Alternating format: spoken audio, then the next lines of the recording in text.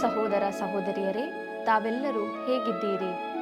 ದೇವರ ವಾಕ್ಯಗಳ ಅಧ್ಯಯನವು ನಿಮ್ಮನ್ನು ಆತ್ಮೀಕವಾಗಿ ಬಲಪಡಿಸಿದೆಯಲ್ಲವೇ? ಕ್ರಮಬದ್ಧವಾದ ಸತ್ಯವೇದ ಅಧ್ಯಯನಕ್ಕೆ ಅನುಕೂಲವಾದ ಅಗತ್ಯತೆಗಳ ಧ್ಯಾನದ 10ನೆಯ ಕಾರ್ಯಕ್ರಮಕ್ಕೆ ನಾವು ಬಂದಿದ್ದೇವೆ. ಇಂದು ನಾವು ಒಂದು ಅಮೂಲ್ಯವಾದ ಅರ್ಥಗರ್ಭಿತವಾದ ಸತ್ಯವನ್ನು ತಿಳಿದುಕೊಳ್ಳಲಿರುವೆವು.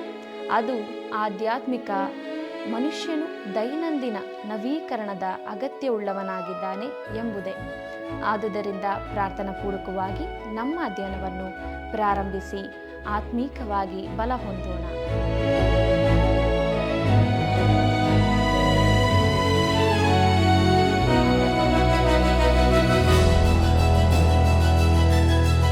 ಯೆಹೋವನೇ, ನಿನ್ನ ವಾಕ್ಯವು ಪರಲೋಕದಲ್ಲಿ ಶಾಶ್ವತವಾಗಿ ಸ್ಥಾಪಿಸಲ್ಪಟ್ಟಿದೆ. ಕೀರ್ತನೆಗಳು 119:89 ವಚನ. ಆತ್ಮೀಯ ವೀಕ್ಷಕ ಬಾಂಧವರೇ, ನಿಮಗೆಲ್ಲರಿಗೂ ಹೃದಯಪೂರ್ವಕವಾದ ವಂದನೆಗಳು. ಕಳೆದ ಕಾರ್ಯಕ್ರಮದಲ್ಲಿ ಸತ್ಯವೇದ ಅಧ್ಯಯನಕ್ಕೆ ಅನುಕೂಲವಾಗುವ ಮೂಲಭೂತವಾದ 7 ಮೆಟ್ಲುಗಳನ್ನು ನಾವು ತಿಳಿದುಕೊಂಡಿದ್ದೇವೆ. ಇಂದು ನಾವು ದೇವರ ವಾಕ್ಯವು ಆಧ್ಯಾತ್ಮಿಕ ನವೀಕರಣವನ್ನು ತರುತ್ತದೆ ಎಂಬ ವಿಷಯವನ್ನು ಕಲಿಯೋಣ. ಪ್ರಿಯರೇ, ಆಧ್ಯಾತ್ಮಿಕ ಮನುಷ್ಯನು ದೈನಂದಿನ ನವೀಕರಣದ ಅಗತ್ಯದಲ್ಲಿದ್ದಾನೆ. ಇಂಥವನು ದೇವರ ಮೇಲಿನ ತನ್ನ ಸಂಪೂರ್ಣ ಅವಲಂಬನೆಯನ್ನು ಅನುಭವಿಸುವುದನ್ನು ಎಂದಿಗೂ ನಿಲ್ಲಿಸುವುದಿಲ್ಲ. ದೇವರು ಅವನ ನವೀಕರಣಕ್ಕಾಗಿ ತನ್ನ ವಾಕ್ಯವನ್ನು ಒದಗಿಸುತ್ತಾನೆ. ದೇವರ ವಾಕ್ಯದ ಸತ್ಯದಿಂದ ರಕ್ಷಿಸಲ್ಪಟ್ಟ ಮನುಷ್ಯನು ಅದರಿಂದಲೇ ಪವಿತ್ರೀಕರಿಸಲ್ಪಡುತ್ತಾನೆ. ಆಧ್ಯಾತ್ಮಿಕ ಮನುಷ್ಯನ ವ್ಯಕ್ತಿತ್ವ ಮತ್ತು ಶಕ್ತಿಯು ಕರ್ತನ ವಾಕ್ಯದಲ್ಲಿ ಅವನ ನಿಷ್ಠಾವಂತ ಮುಂದುವರಿಕೆಗೆ ನಿಖರವಾದ ಅನುಪಾತದಲ್ಲಿರುತ್ತದೆ. ಪ್ರಿಯರೇ, ದೇವರ ವಾಕ್ಯದ ಅಧ್ಯಯನವು ಆಧ್ಯಾತ್ಮಿಕ ಬೆಳವಣಿಗೆಯ ದೈವಿಕವಾಗಿ ನೇಮಿಸಲ್ಪಟ್ಟ ವಿಧಾನವಾಗಿದೆ. ಇವರನ್ನು ಸತ್ಯದಲ್ಲಿ ಸೇರಿಸಿ ಪ್ರತಿಷ್ಠೆಪಡಿಸು, ನಿನ್ನ ವಾಕ್ಯವೇ ಸತ್ಯ ಎಂಬುದಾಗಿ ಯೋಹಾನ ಬರೆದ ಸುವಾರ್ತೆ 17ನೇ ಅಧ್ಯಾಯ 17ನೇ ವಚನದಲ್ಲಿ ನೋಡುತ್ತೇವೆ. ಹಾಗೆಯೇ ನೀವು ನನ್ನ ವಾಕ್ಯದಲ್ಲಿ ನೆಲೆಗೊಂಡವರಾದರೆ ನಿಜವಾಗಿ ನನ್ನ ಶಿಷ್ಯರಾಗಿದ್ದು ಸತ್ಯವನ್ನು ತಿಳಿದುಕೊಳ್ಳುವಿರಿ ಎಂಬುದಾಗಿ ಯೋಹಾನ ಬರೆದ ಸುವಾರ್ತೆ 8ನೇ ಅಧ್ಯಾಯ 31ನೇ ವಚನದಲ್ಲಿ ಓದುತ್ತೇವೆ.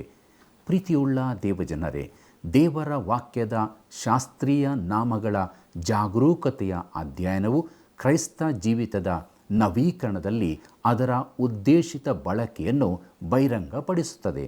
ಅದು ಹೇಗೆ ಎಂಬುದನ್ನು ತಿಳಿದುಕೊಳ್ಳೋಣ. ಅದರಲ್ಲಿ ಮೊದಲನೆಯದು, ವಾಕ್ಯವು ಬಹಿರಂಗಪಡಿಸಲು ಒಂದು ಕನ್ನಡಿ ಎಂಬುದಾಗಿದೆ. ಯಾವನಾದರೂ ನನ್ನ ವಾಕ್ಯವನ್ನು ಕೇಳುವನಾದರೂ ಅದರ ಪ್ರಕಾರ ನಡೆಯದಿದ್ದರೆ ಅವನು ಕನ್ನಡಿಯಲ್ಲಿ ತನ್ನ ಹುಟ್ಟು ಮುಖವನ್ನು ನೋಡಿದ ಮನುಷ್ಯನಂತಿರುವನು. ಇವನು ತನ್ನನ್ನು ನೋಡಿಕೊಂಡು ಹೋಗಿ ತಾನು ಹೀಗಿದ್ದೇನೆಂಬುದನ್ನು ಆ ಕ್ಷಣವೇ ಮರೆತು ಬಿಡುವನು. ಆದರೆ ಬಿಡುಗಡೆಯನ್ನುಂಟು ಮಾಡುವ ಸರ್ವೋತ್ತಮ ಧರ್ಮ ಪ್ರಮಾಣವನ್ನು ಲಕ್ಷ್ಯ ಕೊಟ್ಟು ನೋಡಿ ಇನ್ನೂ ನೋಡುತ್ತಲೇ ಇರುವವನು ವಾಕ್ಯವನ್ನು ಕೇಳಿ ಮರೆತು ಹೋಗುವನಾಗಿರದೆ ಅದರ ಪ್ರಕಾರ ನಡೆಯುವನಾಗಿದ್ದು ತನ್ನ ನಡತೆಯಿಂದಲೇ ಧನ್ಯನಾಗುನು ಎಂಬುದಾಗಿ ಯಾಕೋಬನು ಬರೆದ ಪತ್ರಿಕೆ 1ನೇ ಅಧ್ಯಾಯ 23ನೇ ವಚನದಿಂದ 25ನೇ ವಚನದವರೆಗೆ ಓದುತ್ತೇವೆ. ಪ್ರಿಯರೇ, ಕನ್ನಡಿಯು ಅದನ್ನು ನೋಡುವವರ ವೈಯಕ್ತಿಕ ನೋಟವನ್ನು ಬಹಿರಂಗಪಡಿಸುತ್ತದೆ. ಸತ್ಯವೇದವು ಕೂಡ ಮನುಷ್ಯನಿಗೆ ಅಂಥದ್ದನ್ನೇ ಒಂದು ಪ್ರಕಟಣೆಯಾಗಿದೆ. ಅದರಲ್ಲಿ ನಾವು ಮನುಷ್ಯನ ಹೃದಯವನ್ನು ದೇವರ ದೃಷ್ಟಿಯಲ್ಲಿ ಹೇಗಿದೆಯೋ ಹಾಗೆಯೇ ಪ್ರತಿಬಿಂಬಿತವಾಗಿ ನೋಡುತ್ತೇವೆ. ವಾಕ್ಯದಲ್ಲಿ ನಾವು ನೈಸರ್ಗಿಕ, ಲೌಕಿಕ ಮತ್ತು ಆಧ್ಯಾತ್ಮಿಕ ಮನುಷ್ಯನ ಪೂರ್ಣ ಭಾವಚಿತ್ರಗಳನ್ನು ಹೊಂದಿದ್ದೇವೆ. ಒಬ್ಬನು ಸತ್ಯವೇದವನ್ನು ಅಧ್ಯಯನ ಮಾಡುವಾಗ ಅವನು ತನ್ನನ್ನು ತಾನು ಕಂಡುಕೊಳ್ಳುತ್ತಾನೆ. ಶತಮಾನಗಳ ಹಿಂದೆ ಬದುಕಿದ್ದ ಪುರುಷರು ಮತ್ತು ಮಹಿಳೆಯರ ಜೀವನದಲ್ಲಿ ಪ್ರತಿಬಿಂಬಿತವಾಗಿರುವ ವಿಷಯದಲ್ಲಿ ತನ್ನನ್ನು ತಾನು ಅವನು ನೋಡುತ್ತಾನೆ. ಆಕಾನನ ದುರಾಶೆ, ದಾವೀದನ ಅಧಪತನ, ಎಲಿಯನ ನಿರಾಶೆ, ಯಾಕೋಬನ ಲೋಭಿತನ, ಅನನೀಯ ಮತ್ತು ಸಫೈರಳ ಸುಳ್ಳು, ಪೇತ್ರನ ನಿರಾಕರಣೆ, ತಾರ್ಸದ ಸೌಲನ ಸ್ವನೀತಿವಂತಿಕೆ ಮತ್ತು ಶಿಷ್ಯರ ಅಸೂಯೆ ಹಾಗೂ ಅಪನಂಬಿಕೆಯಲ್ಲಿ ಮನುಷ್ಯನು ತನ್ನದೇ ಆದ ಪಾಪದ ಹೃದಯವನ್ನು ನೋಡುತ್ತಾನೆ. ಪ್ರಿಯರೇ, ಸತ್ಯವೇದವು ಅಂತರಾತ್ಮದ ಮೇಲಿರುವ ಮುಚ್ಚಳವನ್ನು ತೆಗೆದು ಅದರ ಗುಪ್ತ ಆಲೋಚನೆಗಳನ್ನು ಅನಾವರಣಗೊಳಿಸುತ್ತದೆ. ಆದರೆ ಅದು ಅಲ್ಲಿಗೆ ನಿಲ್ಲುವುದಿಲ್ಲ. ಅದು ಪರಿಪೂರ್ಣ ಮನುಷ್ಯನನ್ನು ಅನಾವರಣಗೊಳಿಸುತ್ತದೆ. ಅವನು ಕನ್ನಡಿಯಂತೆ ಕರ್ತನ ಮಹಿಮೆಯನ್ನು ನೋಡುತ್ತಾನೆ. ಯಾಕಂದರೆ ವಾಕ್ಯದಲ್ಲಿ ದೇವರು ಯೇಸು ಕ್ರಿಸ್ತನ ಮುಖದಲ್ಲಿ ತೋರುವ ದೇವ ಪ್ರಭಾವ ಜ್ಞಾನವೆಂಬ ಪ್ರಕಾಶವನ್ನು ನೀಡುತ್ತಾನೆ. ಇದನ್ನು ನಾವು ಪೌಲನು ಕೊರಿಂಥದವರಿಗೆ ಬರೆದ 2ನೇ ಪತ್ರಿಕೆ 4ನೇ ಅಧ್ಯಾಯ 6ನೇ ವಚನದಲ್ಲಿ ನೋಡುತ್ತೇವೆ. ನಂತರ ಸತ್ಯವೇದವು ಅವನಿಗೆ ಕ್ರಿಸ್ತನ ಪ್ರತಿರೂಪಕ್ಕೆ ಅನುಗುಣವಾಗಲು ಸವಾಲು ಹಾಕುತ್ತದೆ. ಪ್ರಿಯರೇ, 2ನೇ ವಿಚಾರವನ್ನು ನಾವು ನೋಡುವಾಗ ವಾಕ್ಯವು ಶುದ್ಧೀಕರಿಸಲು ಮತ್ತು ಚೈತನ್ಯ ನೀಡುವ ನೀರಾಗಿದೆ ಎಂಬುದಾಗಿ. ನಾನು ನಿಮಗೆ ಹೇಳಿದ ವಾಕ್ಯದ ಮೂಲಕ ಈಗ ನೀವು ಶುದ್ಧರಾಗಿದ್ದೀರಿ ಎಂಬುದಾಗಿ ಯೋಹಾನ ಬರೆದ ಸುವಾರ್ತೆ 15ನೇ ಅಧ್ಯಾಯ 3ನೇ ವಚನದಲ್ಲಿ ನೋಡುತ್ತೇವೆ. ಹಾಗೆಯೇ ಯೌವನಸ್ಥನು ತನ್ನ ನಡತೆಯನ್ನು ಶುದ್ಧಪಡಿಸಿಕೊಳ್ಳುವುದು ಯಾವುದರಿಂದ? ನಿನ್ನ ವಾಕ್ಯವನ್ನು ಗಮನಿಸಿ ನಡೆಯುವುದರಿಂದಲೇ ಎಂಬುದಾಗಿ ಕೀರ್ತನೆಗಳು 119:9ನೇ ವಚನದಲ್ಲಿ ಓದುತ್ತೇವೆ. ಪ್ರಿಯರೇ, ಎಲ್ಲ ವಾಕ್ಯ ಭಾಗಗಳ ಮೂಲಕ ನೋಡುವಾಗ ಪಾಪ ತುಂಬಿದ ಈ ಲೋಕದಲ್ಲಿ ಯಾತ್ರಿಕರಾಗಿ ನಡೆಯುವಾಗ ನಮಗೆ ನಿರಂತರ ಶುದ್ಧೀಕರಣದ ಅಗತ್ಯವಿದೆ. ಹಳೆಯ ಕಾಲದ ಅರ್ಚಕರಿಗೆ ರಕ್ತದ ಶುದ್ಧೀಕರಣದ ನಂತರವೂ ತೊಟ್ಟಿಯಲ್ಲಿ ನೀರಿನ ತೊಳೆಯುವಿಕೆಯ ಅಗತ್ಯವಿತ್ತು. ಹಾಗೆಯೇ ನಾವು ಜೀವಂತ ವಾಕ್ಯದ ಕ್ರಿಸ್ತನ ರಕ್ತದ ಮೂಲಕ ಶುದ್ಧರಾಗಿದ್ದರೂ ಕೂಡ ಲಿಖಿತ ವಾಕ್ಯವೆಂಬ ನೀರಿನಿಂದ ದೈನಂದಿನ ತೊಳುವಿಕೆಯ ಅಗತ್ಯವಿದೆ. ಪ್ರಿಯರೇ, ನೀರು ಚೈತನ್ಯವನ್ನು ನೀಡುತ್ತದೆ. ವಾಕ್ಯದ ಧ್ಯಾನವು ಆತ್ಮದ ದಣಿವು ಮತ್ತು ನಿರಾಶೆಯನ್ನು ಹೋಗಲಾಡಿಸುತ್ತದೆ. ಪ್ರೀತಿಯುಳ್ಳ ದೇವಜನರೇ, 3ನೇ ವಿಚಾರವನ್ನು ನೋಡುವಾಗ ದೇವರ ವಾಕ್ಯವು ಘೋಷಿಸಲು ಮತ್ತು ಆನಂದಿಸಲು ಆಹಾರ ಎಂಬುದಾಗಿದೆ. ವಾಕ್ಯವು ನವಜಾತ ಶಿಶುವಿಗೆ ಹಾಲು, ಆಧ್ಯಾತ್ಮಿಕ ವಯಸ್ಕರಿಗೆ ಬಲವಾದ ಮಾಂಸ ಮತ್ತು ಆಧ್ಯಾತ್ಮಿಕ ಮನಸ್ಸಿನವರಿಗೆ ಜೇನುತುಪ್ಪವಾಗಿದೆ. ಹಸು ಮಕ್ಕಳಂತೆ ಪಾರಮಾರ್ಥಿಕವಾದ ಶುದ್ಧ ಹಾಲನ್ನು ಬಯಸಿರಿ, ಅದರಿಂದ ಬೆಳೆಯುತ್ತಾ ರಕ್ಷಣೆಯನ್ನು ಹೊಂದುವಿರಿ ಎಂಬುದಾಗಿ ಪೇತ್ರನು ಬರೆದ 1ನೇ ಪತ್ರಿಕೆ 2ನೇ ಅಧ್ಯಾಯ 2ನೇ ವಚನದಲ್ಲಿ ಓದುತ್ತೇವೆ. ಗಟ್ಟಿಯಾದ ಆಹಾರವು ಪ್ರಾಯಸ್ಥರಿಗೋಸ್ಕರ, ಅಂದರೆ ಜ್ಞಾನೇಂದ್ರಿಯಗಳನ್ನು ಸಾಧನೆಯಿಂದ ಶಿಕ್ಷಿಸಿಕೊಂಡು ಇದು ಒಳ್ಳೆಯದು ಅದು ಕೆಟ್ಟದ್ದು ಎಂಬ ಭೇದವನ್ನು ತಿಳಿದವರಿಗೋಸ್ಕರವಾಗಿದೆ ಎಂಬುದಾಗಿ ಇಬ್ರಿಯರಿಗೆ ಬರೆದ ಪತ್ರಿಕೆ 5ನೇ ಅಧ್ಯಾಯ 14ನೇ ವಚನದಲ್ಲಿ ಓದುತ್ತೇವೆ. ಹಾಗೆಯೇ ಅವು ಬಂಗಾರಕ್ಕಿಂತಲೂ ಅಪರಂಜಿ ರಾಶಿಗಿಂತಲೂ ಅಪೇಕ್ಷಿತಕ್ಕವುಗಳು. ಅವು ಜೇನಿಗಿಂತಲೂ ಶೋಧಿಸಿದ ಜೇನುತುಪ್ಪಕ್ಕಿಂತಲೂ ಸಿಹಿಯಾಗಿವೆ ಎಂಬುದಾಗಿ ಕೀರ್ತನೆಗಳು 19:10ನೇ ವಚನದಲ್ಲಿ ನೋಡುತ್ತೇವೆ. ಕರ್ತನಲ್ಲಿ ಪ್ರಿಯರೇ, ಯಾವ ಮನುಷ್ಯನು ದೇವರ ವಾಕ್ಯವನ್ನು ಸೇವಿಸುತ್ತಾನೋ ಅವನು ಬಲಶಾಲಿಯಾಗುತ್ತಾನೆ. ಯಾರು ಅದನ್ನು ನಿರ್ಲಕ್ಷಿಸುತ್ತಾರೋ ಅವರು ಕುಬ್ಜರಾಗುತ್ತಾರೆ.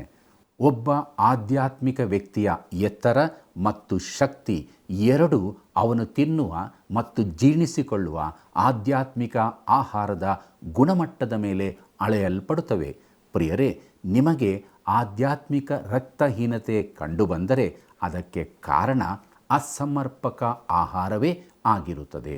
ಯಾವ ಕ್ರೈಸ್ತನು ವಾಕ್ಯದ ಹೊಸ ವಿಜಯಗಳ ಮೂಲಕ ದೇವರ ಕೃಪೆ, ಪ್ರೀತಿ ಮತ್ತು ಶಕ್ತಿಯ ಹೊಸ ಅನುಭವಗಳನ್ನು ಪಡೆಯುತ್ತಿಲ್ಲವೋ ಅವನು ಯಾವುದೇ ಹಳೆಯ ಅನುಭವ ಅಥವಾ ಹಳೆಯ ಸಾಕ್ಷಿಯ, ಅಂದರೆ ಹಳಸಿದ ಮನ್ನವನ್ನು ತಿಂದು ಬದುಕುತ್ತಿದ್ದಾನೆ ಎಂದರ್ಥ. ಪ್ರೀತಿಯುಳ್ಳ ಸಹೋದರ ಸಹೋದರಿಯರೇ, ಒಬ್ಬ ಕ್ರೈಸ್ತ ಸೇವಕನು ಸತ್ಯವೇದವನ್ನು ನಿರ್ಲಕ್ಷಿಸಿದರೆ ಅವನು ತನ್ನ ಶಕ್ತಿಯನ್ನು ಕಳೆದುಕೊಳ್ಳುತ್ತಾನೆ. ಈ ಕಾರಣದಿಂದಾಗಿ ಅವನ ಸಂದೇಶವು ತಾಜಾತನ ಮತ್ತು ಫಲವತ್ತತೆ ಇಲ್ಲದಾಗಿರುತ್ತದೆ. ಇದರ ಅನಿವಾರ್ಯ ಫಲಿತಾಂಶವೆಂದರೆ ಅವನು ತನ್ನ ಸ್ವಂತ ಮಾತನ್ನು ಲೌಕಿಕ ಜ್ಞಾನ ಮತ್ತು ಶಕ್ತಿಯಲ್ಲಿ ನೀಡುತ್ತಾನೆ. ಇದನ್ನು ದೇವರು ಎಂದಿಗೂ ಆಶೀರ್ವದಿಸುವುದಿಲ್ಲ. ನನ್ನ ಬೋಧನೆಯಲ್ಲಿಯೂ ಪ್ರಸಂಗದಲ್ಲಿಯೂ ಮನವೊಲಿಸುವ ಜ್ಞಾನವಾಕ್ಯಗಳನ್ನು ನಾನು ಪ್ರಯೋಗಿಸದೆ ದೇವರಾತ್ಮನ ಬಲವನ್ನು ತೋರ್ಪಡಿಸುವ ವಾಕ್ಯಗಳನ್ನೇ ಪ್ರಯೋಗಿಸಿದೆನು ಎಂದು ಪೌಲನು ಹೇಳುತ್ತಾನೆ. ಇದನ್ನು ನಾವು ಕೊರಿಂಥದವರಿಗೆ ಬರೆದ 1ನೇ ಪತ್ರಿಕೆ 2ನೇ ಅಧ್ಯಾಯ 4ನೇ ವಚನದಲ್ಲಿ ನೋಡುತ್ತೇವೆ. ಕರ್ತನಲ್ಲಿ ಪ್ರಿಯರೇ, ಮುಂದಕ್ಕೆ 4ನೇ ವಿಚಾರವನ್ನು ನೋಡುವಾಗ ದೇವರ ವಾಕ್ಯವು ಮಾರ್ಗದರ್ಶನ ನೀಡುವ ಒಂದು ದೀಪ ಎಂಬುದಾಗಿದೆ.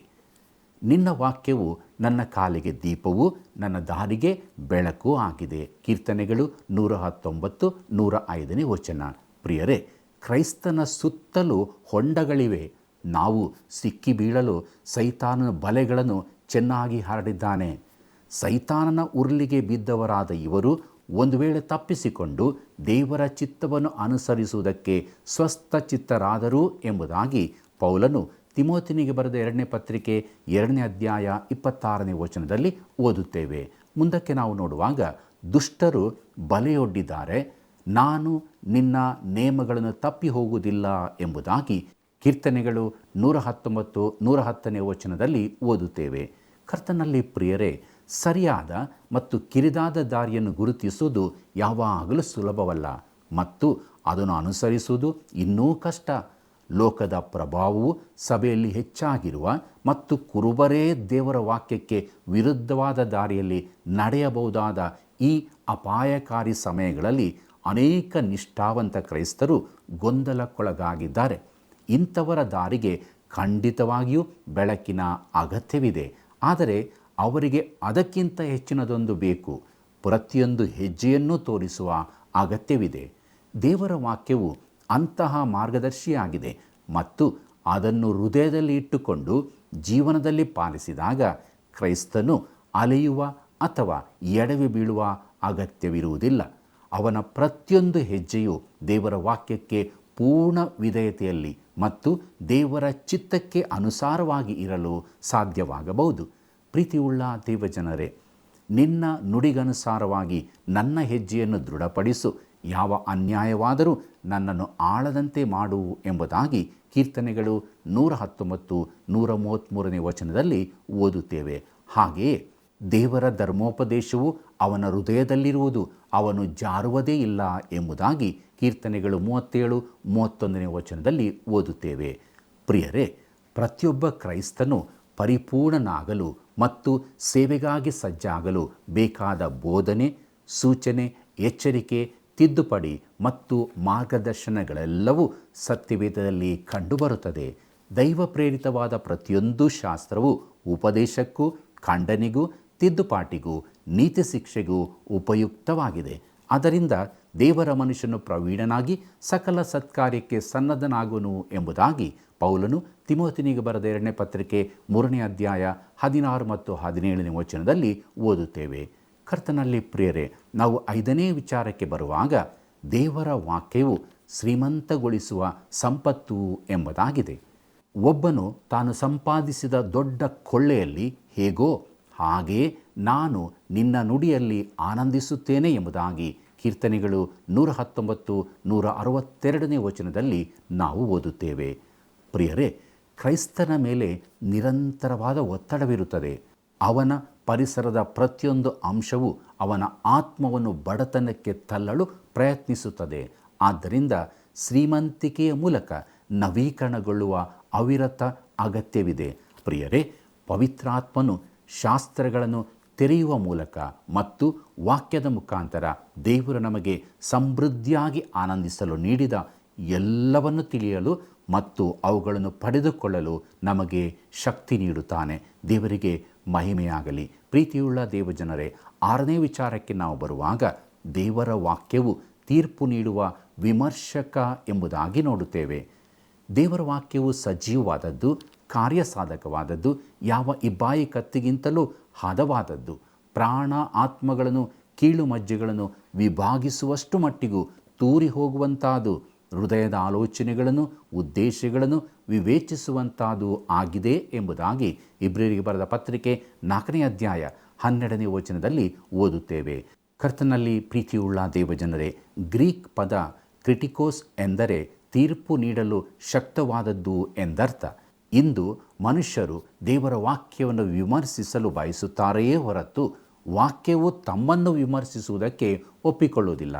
ಆದರೆ ಸತ್ಯವೇದದ ಒಂದು ಅತ್ಯಂತ ಹಿತಕರವಾದ ಕಾರ್ಯವೆಂದರೆ ಅದು ಕ್ರೈಸ್ತನ ಆಲೋಚನೆಗಳು ಮತ್ತು ಕ್ರಿಯೆಗಳ ಮೇಲೆ ನೀಡುವ ತೀರ್ಪು.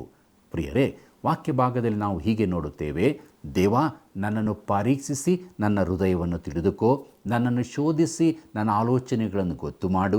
ನಾನು ಕೇಡಿನ ಮಾರ್ಗದಲ್ಲಿರುತ್ತೇನೋ ಏನೋ ನೋಡಿ ಸನಾತನ ಮಾರ್ಗದಲ್ಲಿ ನನ್ನ ನಡೆಸು ಎಂಬುದಾಗಿ ಕೀರ್ತನೆಗಳು 139, 23 ಮತ್ತು 24ನೇ ವಚನದಲ್ಲಿ ಓದುತ್ತೇವೆ.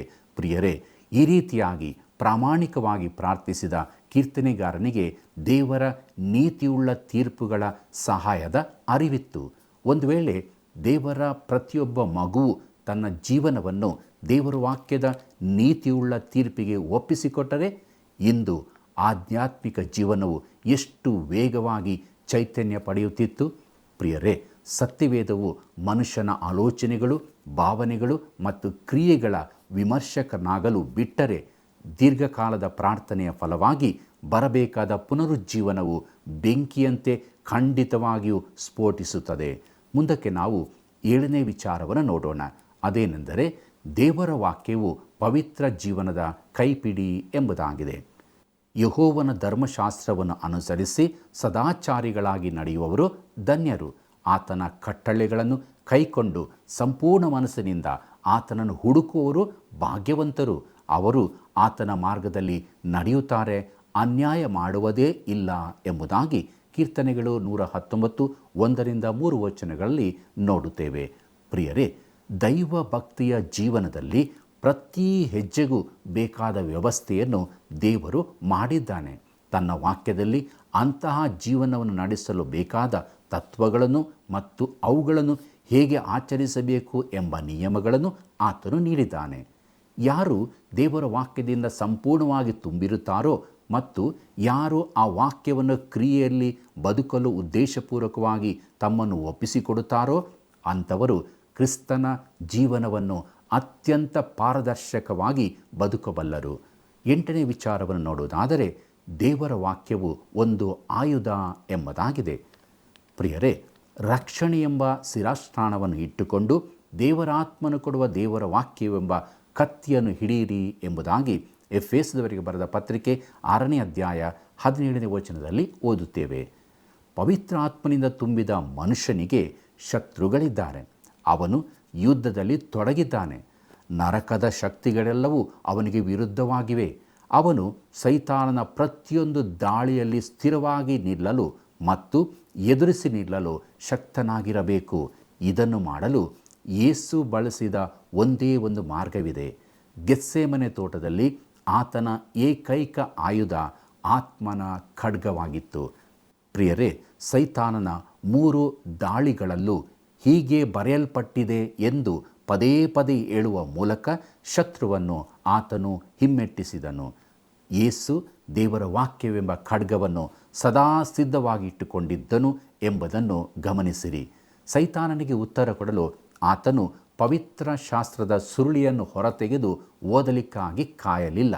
ಆತನ ಮನಸ್ಸು ಸತ್ಯದಿಂದ ಎಷ್ಟು ತುಂಬಿತ್ತೆಂದರೆ ಆತ್ಮನು ತಕ್ಷಣವೇ ಆತನ ನೆನಪಿಗೆ ಶತ್ರುವನ್ನು ಸೋಲಿಸುವ ಮಾತುಗಳನ್ನು ತಂದನು. ಆತನು ತನ್ನ ಹೃದಯದಲ್ಲಿ ಅಡಗಿಸಿಟ್ಟಿದ್ದ ವಾಕ್ಯದ ಮೂಲಕ ಪ್ರಲೋಭನೆಯ ಕ್ಷಣದಲ್ಲಿ ಕಾಪಾಡಲ್ಪಟ್ಟನು. ದೇವರ ವಾಕ್ಯ ಹೇಳುತ್ತದೆ, ನಿನಗೆ ವಿರುದ್ಧವಾಗಿ ಪಾಪ ಮಾಡದಂತೆ ನಿನ್ನ ನುಡಿಗಳನ್ನು ನನ್ನ ಹೃದಯದಲ್ಲಿಟ್ಟುಕೊಂಡಿದ್ದೇನೆ ಎಂದು ಕೀರ್ತನೆಗಳು 119:11ನೇ ವಚನದಲ್ಲಿ ಓದುತ್ತೇವೆ. ಕರ್ತನಲ್ಲಿ ಪ್ರಿಯರೇ, ಹೃದಯದಲ್ಲಿ ಅಡಗಿಸಿಟ್ಟಿರುವ ವಾಕ್ಯದ ಭಾಗ ಮಾತ್ರ ಅತ್ಯಂತ ಅಗತ್ಯವಿರುವ ಕ್ಷಣದಲ್ಲಿ ಕಾರ್ಯಪ್ರವೃತ್ತವಾಗುವ ಖಡ್ಗವಾಗುತ್ತದೆ. ಯಶಸ್ವಿಗೆ ಮತ್ತೊಂದು ಅತಿ ಅಗತ್ಯವಾದ ಅಂಶವೆಂದರೆ ನಾವು ಬಳಸುವ ಆಯುಧದ ಮೇಲೆ ನಮಗಿರುವ ಆತ್ಮವಿಶ್ವಾಸ. ಪ್ರಿಯರೇ, ದೇವರ ವಾಕ್ಯದ ಸಂಪೂರ್ಣ ವಿಶ್ವಾಸಾರ್ಹತೆ ಮತ್ತು ಅಂತಿಮ ಅಧಿಕಾರದ ಮೇಲಿನ ನಂಬಿಕೆಯು ಅದನ್ನು ಖಡ್ಗದಂತೆ ಶಕ್ತಿಯುತವಾಗಿ ಬಳಸಲು ಅತ್ಯಗತ್ಯವಾಗಿದೆ. ಯೆಹೋವನ ಮಾತುಗಳು ಯಥಾರ್ಥವಾದವುಗಳೇ. ಅವು 7 ಬಾರಿ ಪುಟಕ್ಕೆ ಹಾಕಿದ ಶುದ್ಧೀಕರಿಸಿದ ಬೆಳ್ಳಿಯೋಪಾದಿಯಲ್ಲಿವೆ ಎಂಬುದಾಗಿ ಕೀರ್ತನೆಗಳು 12:6ನೇ ವಚನದಲ್ಲಿ ಓದುತ್ತೇವೆ. ಮತ್ತು ದೇವರ ಪ್ರತಿಯೊಂದು ಮಾತು ಶುದ್ಧವಾದದ್ದು, ಆತನು ಶರಣಾಗತರಿಗೆ ಗುರಾಣಿಯಾಗಿದ್ದಾನೆ ಎಂಬುದಾಗಿ ಜ್ಞಾನೋಕ್ತಿಗಳು 30ನೇ ಅಧ್ಯಾಯ 5ನೇ ವಚನದಲ್ಲಿ ಓದುತ್ತೇವೆ. ಕರ್ತನಲ್ಲಿ ಪ್ರಿಯರೇ, ಪಾಪ ಮತ್ತು ಸೈತಾನನ ವಿರುದ್ಧದ ಹೋರಾಟದಲ್ಲಿ ಇಂದು ಅನೇಕ ಕ್ರೈಸ್ತರು ಸೋಲುತ್ತಿದ್ದಾರೆ. ಏಕೆಂದರೆ ಅವರ ಆಯುಧವಾದ ದೇವರ ವಾಕ್ಯದ ಬಗ್ಗೆ ಅವರಿಗೆ ಸಂದೇಹವಿದೆ. ಅವರಿಗೆ ವಾಕ್ಯವು ಆತ್ಮನ ಖಡ್ಗವಾಗಿ ತೋರುತ್ತಿಲ್ಲ. ಬದಲಾಗಿ ಅದು ಕೇವಲ ಮನುಷ್ಯ ನಿರ್ಮಿತವಾದ ಒಂದು ಕೋಲಿನಂತೆ ತೋರುತ್ತಿದೆ. ಜೀವನದ ಹಾದಿಯಲ್ಲಿ ತನಗೆ ಸಹಾಯ ಮಾಡಲು ಮನುಷ್ಯನೇ ಮಾಡಿಕೊಂಡ ಸಾಧನವಿದು ಎಂದು ಅವರು ಭಾವಿಸುತ್ತಾರೆ ಮತ್ತು ಅದನ್ನು ತಮ್ಮ ಸ್ವಂತ ಬುದ್ಧಿಶಕ್ತಿ ಹಾಗೂ ಅನುಭವದ ಅಳತೆಗೆ ತಕ್ಕಂತೆ ಕತ್ತರಿಸಿ ಕುಗ್ಗಿಸಲು ತಮಗೆ ಸ್ವಾತಂತ್ರ್ಯವಿದೆ ಎಂದು ತಿಳಿದುಕೊಳ್ಳುತ್ತಾರೆ. ಪ್ರಿಯರೇ, ವಾಕ್ಯದ ಸಂಪೂರ್ಣ ವಿಶ್ವಾಸಾರ್ಹತೆ ಮತ್ತು ಅಂತಿಮ ಆಧಾರದ ಮೇಲಿನ ನಂಬಿಕೆಯು ಅದನ್ನು ಖಡ್ಗದಂತೆ ಶಕ್ತಿಯುತವಾಗಿ ಬಳಸಲು ಅತ್ಯಗತ್ಯವಾಗಿದೆ.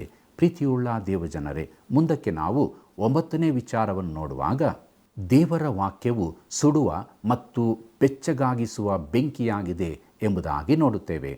ನಾನು ಯೆಹೋವನ ವಿಷಯವನ್ನು ಪ್ರಕಟಿಸೇನು, ಆತನ ಹೆಸರಿನಲ್ಲಿ ಇನ್ನೂ ಮಾತಾಡೇನು ಎಂದುಕೊಂಡರೆ ಉರಿಯುವ ಬೆಂಕಿಯು ನನ್ನ ಎಲುಬುಗಳಲ್ಲಿ ಅಡಕವಾಗಿದೆಯೋ ಎಂಬಂತೆ ನನ್ನ ಹೃದಯದಲ್ಲಿ ಸಂಕಟವಾಗುತ್ತದೆ. ತಡೆದು ಆಯಾಸಗೊಂಡಿದ್ದೇನೆ ಎಂಬುದಾಗಿ ಯೆರೆಮೀಯನ ಪ್ರವಾದನೆ ಗ್ರಂಥ 20ನೇ ಅಧ್ಯಾಯ 9ನೇ ವಚನದಲ್ಲಿ ಓದುತ್ತೇವೆ. ಪ್ರಿಯರೇ, ಅದೇ ಸಮಯದಲ್ಲಿ ಇದು ದುಃಖದಿಂದ ಕಂಗಾಲಾದ ಮತ್ತು ಸಂಕಟಗಳಿಂದ ಕಷ್ಟಪಡುತ್ತಿರುವ ಹೃದಯಕ್ಕೆ ಆದರಣೆ ನೀಡುವ, ಉಷ್ಣತೆಯನ್ನು ನೀಡಿ ಹುರಿದುಂಬಿಸುವ ಬೆಂಕಿಯೂ ಆಗಿದೆ. ಆದುದರಿಂದ ಈ ಮಾತುಗಳಿಂದ ಒಬ್ಬರನ್ನೊಬ್ಬರು ಸಂತೈಸಿರಿ ಎಂಬುದಾಗಿ ಪೌಲನು ಥೆಸಲೋನಿಕದವರಿಗೆ ಬರೆದ 1ನೇ ಪತ್ರಿಕೆ 4ನೇ ಅಧ್ಯಾಯ 18ನೇ ವಚನದಲ್ಲಿ ನೋಡುತ್ತೇವೆ. ಮುಂದುವರೆದು ನಾವು ವಾಕ್ಯವನ್ನು ನೋಡುವಾಗ, ನಿನ್ನ ನುಡಿಯು ನನ್ನನ್ನು ಚೈತನ್ಯಗೊಳಿಸುತ್ತದೆ, ಆಪತ್ಕಾಲದಲ್ಲಿ ಇದೇ ನನಗೆ ಆದರಣೆ ಎಂಬುದಾಗಿ ಕೀರ್ತನೆಗಳು 119 50ನೇ ವಚನದಲ್ಲಿ ಓದುತ್ತೇವೆ. ಕರ್ತನಲ್ಲಿ ಪ್ರಿಯರೇ, ನಾವು 10ನೇ ವಿಚಾರಕ್ಕೆ ಬರುವಾಗ, ದೇವರ ವಾಕ್ಯವು ಒಡೆಯಲು ಉಪಯೋಗಿಸುವ ಒಂದು ಸುತ್ತಿಗೆ ಎಂಬುದಾಗಿದೆ. ಹೊಟ್ಟೆಯಲ್ಲಿ ಕಾಳೆಲ್ಲಿ ನನ್ನ ವಾಕ್ಯವು ಬೆಂಕಿಗೂ ಬಂಡೆಯನ್ನು ಒಡೆದು ಬಿಡುವ ಚಮಟಿಗೆಗೂ ಸಮಾನವಾಗಿದೆಯಲ್ಲ, ಯೆಹೋವನೇ ಇದನ್ನು ನುಡಿದಿದ್ದಾನೆ ಎಂಬುದಾಗಿ ಯೆರೆಮೀಯನ ಪ್ರವಾದನೆ ಗ್ರಂಥ 23ನೇ ಅಧ್ಯಾಯ 29ನೇ ವಚನದಲ್ಲಿ ನೋಡುತ್ತೇವೆ. ಕರ್ತನಲ್ಲಿ ಪ್ರಿಯರೇ, ಪ್ರತಿಯೊಬ್ಬನ ಜೀವನದಲ್ಲಿ ಮೊಂಡುತನ, ಪ್ರತಿರೋಧ ಮತ್ತು ದಂಗೆಯ ಅವಶೇಷಗಳು ಇರುತ್ತವೆ. ತನ್ನದೇ ಆದ ದಾರಿಯಲ್ಲಿ ಹೋಗಲು, ಸ್ವಂತ ಸುಖವನ್ನು ಹುಡುಕಲು ಮತ್ತು ಸ್ವಂತ ಇಚ್ಛೆಯನ್ನು ಮಾಡಲು ಅಭ್ಯಾಸ ಮಾಡಿಕೊಂಡ ಮನುಷ್ಯನು ಸುಲಭವಾಗಿ ವಿಧೇಯನಾಗುವುದಿಲ್ಲ ಮತ್ತು ವಿನಯಶಾಲಿಯಾಗುವುದಿಲ್ಲ. ನಮ್ಮಲ್ಲಿ ಪ್ರತಿಯೊಬ್ಬರಲ್ಲೂ ಒಡೆಯಬೇಕಾದ ಕಠಿಣ ಅಂಶಗಳು ಮತ್ತು ಕರಗಿಸಬೇಕಾದ ಪ್ರತಿರೋಧದ ಅಂಶಗಳು ಬಹಳಷ್ಟಿವೆ. ಕ್ರೈಸ್ತನು ವಾಕ್ಯವನ್ನು ಅಧ್ಯಯನ ಮಾಡಿ ದೇವರ ಕರುಣೆ, ಕೋಮಲ ದಯೆ, ಅಚಲವಾದ ನಂಬಿಗಸ್ತಿಕೆ ಮತ್ತು ಅಪಾರವಾದ ಕೃಪೆಯ ಮೃದುವಾದ ಕಿರಣಗಳ ಅಡಿಯಲ್ಲಿ ಬಂದಾಗ ಅವನ ಹೃದಯವು ಕರಗುತ್ತದೆ, ಅವನ ಹಠವು ಮುರಿಯುತ್ತದೆ ಮತ್ತು ಅವನ ಜೀವನವು ದೇವರ ಪ್ರೀತಿಯ ಚಿತ್ತಕ್ಕೆ ಸಂತೋಷದ ಹಾಗೂ ನಮ್ರತೆಯ ಶರಣಾಗತಿಯಾಗಿ ಬದಲಾಗುತ್ತದೆ. ಪ್ರೀತಿಯುಳ್ಳ ದೇವಜನರೇ, 11ನೇ ವಿಚಾರಕ್ಕೆ ನಾವು ಬರುವಾಗ, ದೇವರ ವಾಕ್ಯವು ಪ್ರಬುದ್ಧವಾಗಿ ಮತ್ತು ವೃದ್ಧಿಯಾಗುವ ಬೀಜ ಎಂಬುದಾಗಿದೆ. ಈ ಸಾಮ್ಯದ ಅರ್ಥವೇನೆಂದರೆ, ಆ ಬೀಜವೆಂದರೆ ದೇವರ ವಾಕ್ಯ ಎಂಬುದಾಗಿ ಲೂಕನು ಬರೆದ ಸುವಾರ್ತೆ 8ನೇ ಅಧ್ಯಾಯ 11ನೇ ವಚನದಲ್ಲಿ ಓದುತ್ತೇವೆ.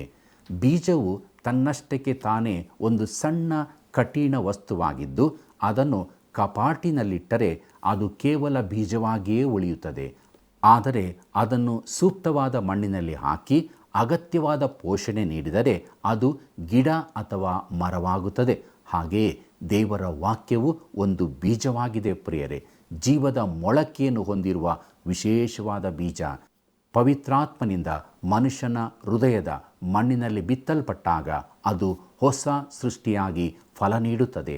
ಅದು ರಕ್ಷಿಸುವ ಮತ್ತು ಪವಿತ್ರಗೊಳಿಸುವ ತನ್ನ ಶಕ್ತಿಯನ್ನು ಪ್ರಕಟಿಸುವ ಮೊದಲು ಅದು ಅಂತರಾತ್ಮದಲ್ಲಿ ಅಂಟಿಸಲ್ಪಟ್ಟಿರಬೇಕು.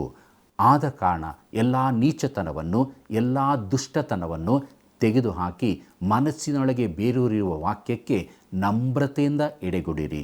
ಅದು ನಿಮ್ಮ ಆತ್ಮಗಳನ್ನು ರಕ್ಷಿಸುವುದಕ್ಕೆ ಸಾಮರ್ಥ್ಯವುಳ್ಳದಾಗಿದೆ ಎಂಬುದಾಗಿ ಯಾಕೋಬನು ಬರೆದ ಪತ್ರಿಕೆ 1ನೇ ಅಧ್ಯಾಯ 21ನೇ ವಚನದಲ್ಲಿ ಓದುತ್ತೇವೆ. ಕರ್ತನಲ್ಲಿ ಪ್ರಿಯರೇ, ಬೀಜಕ್ಕೆ ಬೆಳವಣಿಗೆಯಾಗಲು ಸಮಯ ಬೇಕು. ವಾಕ್ಯವನ್ನು ಆಳವಾಗಿ ಆಲೋಚಿಸಬೇಕು ಮತ್ತು ಧ್ಯಾನಿಸಬೇಕು. ಪೂರ್ಣ ಫಲವನ್ನು ನೀಡಲು ಅದು ಮನಸ್ಸು, ಹೃದಯ, ಆತ್ಮಸಾಕ್ಷಿ ಮತ್ತು ಇಚ್ಛೆಯಲ್ಲಿ ನೆಲೆಸಬೇಕು. ಕ್ರೈಸ್ತನು ವಾಕ್ಯದಲ್ಲಿ ಮುಂದುವರಿಯಬೇಕು. ವಾಕ್ಯವು ಅವನಲ್ಲಿ ಹಗಲು ರಾತ್ರಿ ನೆಲೆಸಿರಬೇಕು. ನಿನ್ನ ಧರ್ಮಶಾಸ್ತ್ರವು ನನಗೆ ಎಷ್ಟೋ ಪ್ರಿಯವಾಗಿದೆ, ದಿನವೆಲ್ಲ ಅದೇ ನನ್ನ ಧ್ಯಾನ ಎಂಬುದಾಗಿ ಕೀರ್ತನೆಗಳು 119 97ನೇ ವಚನದಲ್ಲಿ ನೋಡುತ್ತೇವೆ. ಹಾಗೆಯೇ ನೀವು ನನ್ನಲ್ಲಿಯೂ ನನ್ನ ಮಾತುಗಳು ನಿಮ್ಮಲ್ಲಿಯೂ ನೆಲೆಗೊಂಡಿದ್ದರೆ ಏನು ಬೇಕಾದರೂ ಬೇಡಿಕೊಳ್ಳಿರಿ, ಅದು ನಿಮಗೆ ದೊರೆಯುವುದು ಎಂಬುದಾಗಿ ಯೋಹಾನ ಬರೆದ ಸುವಾರ್ತೆ 15ನೇ ಅಧ್ಯಾಯ 7ನೇ ವಚನದಲ್ಲಿ ಓದುತ್ತೇವೆ.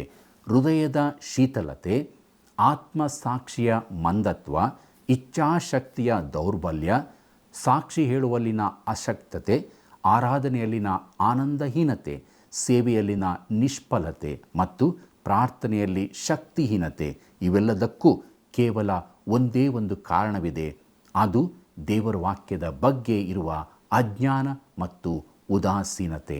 ಆದರೂ ನನ್ನ ವಾಕ್ಯವು ನಿಮ್ಮಲ್ಲಿ ಸಾಗದೇ ಇರುವ ಕಾರಣ ನನ್ನನ್ನು ಕೊಲ್ಲುವುದಕ್ಕೆ ನೋಡುತ್ತೀರಿ ಎಂಬುದಾಗಿ ಯೇಸು ಕ್ರಿಸ್ತನು ಯೋಹಾನ ಬರೆದ ಸುವಾರ್ತೆ 8ನೇ ಅಧ್ಯಾಯ 37ನೇ ವಚನದಲ್ಲಿ ಹೇಳಿದ್ದಾನೆ. ಕರ್ತನಲ್ಲಿ ಪ್ರಿಯರೇ, ಜೀವನದಲ್ಲಿ ದೇವರ ವಾಕ್ಯಕ್ಕೆ ಅದರ ಅರ್ಹವಾದ ಸ್ಥಾನವನ್ನು ನೀಡಿದಾಗ ಅದು ತಪ್ಪುಗಳನ್ನು ಒಪ್ಪಿಸುವ, ಮನ ಪರಿವರ್ತಿಸುವ, ಶುದ್ಧೀಕರಿಸುವ, ನಿಯಂತ್ರಿಸುವ, ವಿಮರ್ಶಿಸುವ, ತಿದ್ದುವ ಮತ್ತು ಪ್ರತಿಷ್ಠಾಪಿಸುವ ಶಕ್ತಿಯನ್ನು ಹೊಂದಿರುತ್ತದೆ. ಇದು ಜೀವನವನ್ನು ಯೇಸು ಕ್ರಿಸ್ತನ ಪ್ರತಿರೂಪಕ್ಕೆ ದಿನೇ ದಿನೇ ಬೆಳೆಯುವಂತೆ ರೂಪಿಸುವ ಒಂದು ಅಚ್ಚಾಗಿ ಬದಲಾಗುತ್ತದೆ. ಕರ್ತನಲ್ಲಿ ಪ್ರಿಯರೇ, ಕ್ರೈಸ್ತ ಜೀವಿತದ ನವೀಕರಣದಲ್ಲಿ ಅದರ ಉದ್ದೇಶಿತ ಬಳಕೆಯಲ್ಲಿನ 11 ಸಂಗತಿಗಳನ್ನು ತಿಳಿದುಕೊಂಡ ನಾವೆಲ್ಲರೂ ಇದನ್ನು ನಮ್ಮ ಜೀವಿತದಲ್ಲಿ ಅಳವಡಿಸಿ ಫಲಭರಿತವಾದ ಜೀವಿತವನ್ನು ಜೀವಿಸೋಣ. ದೇವರ ಚಿತ್ತವಾದರೆ ಮುಂದಿನ ಕಾರ್ಯಕ್ರಮದಿಂದ ಸತ್ಯವೇದದ ಮೊದಲನೇ ಪುಸ್ತಕವಾಗಿರುವ ಆದಿಕಾಂಡ ಪುಸ್ತಕದ ಅಧ್ಯಯನವನ್ನು ಪ್ರಾರಂಭಿಸಲಿರುವೆವು. ಆದುದರಿಂದ ಪ್ರಾರ್ಥನಾಪೂರ್ವಕವಾಗಿ ಕಾರ್ಯಕ್ರಮ ವೀಕ್ಷಿಸಲು ಸಿದ್ಧರಾಗಿರಿ. ಕರ್ತನು ತಾನೇ ನಿಮ್ಮೆಲ್ಲರಿಗೂ ತನ್ನ ಕೃಪೆಯನ್ನು ಅನುಗ್ರಹಿಸಲಿ. ಪ್ರಾರ್ಥನೆ ಮಾಡೋಣ. ಕೃಪಾಳು ದೇವರೇ, ನಿನ್ನ ಜೀವಳ ವಾಕ್ಯದ ಅದ್ಭುತವಾದ ಸತ್ಯಗಳನ್ನು ನಾವು ತಿಳಿದುಕೊಂಡೆವು ಸ್ವಾಮಿ. ನಮ್ಮ ಆತ್ಮೀಕ ಜೀವಿತಕ್ಕೆ ಅದು ಯಾವ ರೀತಿಯಲ್ಲಿ ಪ್ರಯೋಜನವಾಗುತ್ತದೆ ಎಂಬುದಾಗಿ ತಿಳಿದುಕೊಂಡ ನಾವು ಅದನ್ನು ನಮ್ಮ ಜೀವಿತದಲ್ಲಿ ಅಳವಡಿಸಿಕೊಂಡು ವಾಕ್ಯಭರಿತರಾಗಿ ಬೆಳಕಿನ ಜೀವಿತವನ್ನು ಜೀವಿಸುವುದಕ್ಕೆ ಸಹಾಯ ಮಾಡು. ಯೇಸುವಿನ ನಾಮದಲ್ಲಿ ಬೇಡಿದ್ದೇವೆ ತಂದೆ, ಆಮೆನ್. ಇಂದಿನ ಅಧ್ಯಯನದಲ್ಲಿ ದೇವರು ನಮ್ಮ ಜೊತೆಯಲ್ಲಿದ್ದುಕೊಂಡು ತನ್ನ ವಾಕ್ಯದಲ್ಲಿ ನಮ್ಮ ಸಂಗಡ ಮಾತಾಡಿದ್ದಾನೆ ಅಲ್ಲವೇ? ಆತ್ಮೀಕ ಮನುಷ್ಯನ ದೈನಂದಿನ ನವೀಕರಣದ ಬಗ್ಗೆ ನಾವು ತಿಳಿದುಕೊಂಡಿದ್ದೇವೆ. ಹಾಗೂ ನವೀಕರಣದ ಬಳಕೆಯಲ್ಲಿ ಬರುವ 11 ವಿಷಯಗಳ ಧ್ಯಾನ ಮಾಡಿದ್ದೇವೆ. ಆದುದರಿಂದ ನಾವು ದೇವರ ವಾಕ್ಯವೆಂಬ ನೀರಿನಿಂದಲೂ ಆತ್ಮನಿಂದಲೂ ಶುದ್ಧೀಕರಿಸಲ್ಪಟ್ಟವರಾಗಿ ನೂತನ ಜೀವಿತದಲ್ಲಿ ಮುನ್ನಡೆಯೋಣ. ಮುಂದಿನ ಕಾರ್ಯಕ್ರಮದಿಂದ ಆದಿಕಾಂಡ ಪುಸ್ತಕದ ಅಧ್ಯಯನವನ್ನು ಪ್ರಾರಂಭಿಸುವುದರಿಂದ ಪ್ರಾರ್ಥನಾಪೂರ್ವಕವಾಗಿ ಸಿದ್ಧರಾಗಿರಿ. ಇತರರಿಗೂ ಈ ಕಾರ್ಯಕ್ರಮದ ಬಗ್ಗೆ ತಿಳಿಸಿರಿ. ಕರ್ತನ ಕೃಪೆಯು ಸದಾ ನಿಮ್ಮ ಸಂಗಡ ಇರಲಿ.